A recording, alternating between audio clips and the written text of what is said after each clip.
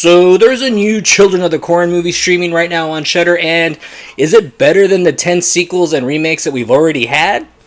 I'm Mike, the Movie Misfit, and welcome back to Shudder Saturday, and today we're going to be talking about Children of the Corn 2023.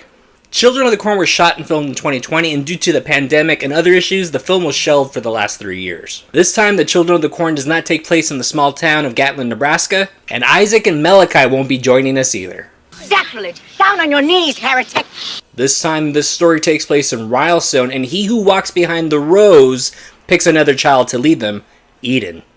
So this movie feels like someone saw this old meme and said, hey, I'm gonna make a story about this little girl. Hey, I'll even put the Children of the Corn name on it.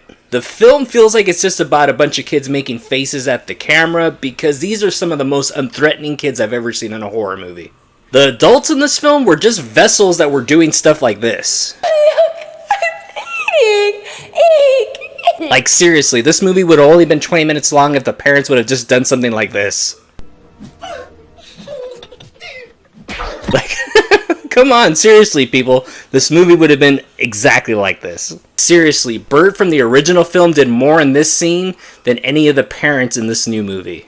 As far as people you're supposed to root for and care for, our main character and her so-called friends, I don't give a shit. as far as our new antagonist Eden, she's not bad, I just could not buy her as a threat. Now, if they would have had Isaac, Malachi, and Eden as a trio, that could have worked. I know people like to claim that the original film is just really boring, but seriously, that movie had better pacing, villains that were actually a threat. Outlander! The original film is about children being in a cult. Even the way the adults got taken out in the original film was a lot more believable than what they did in this movie.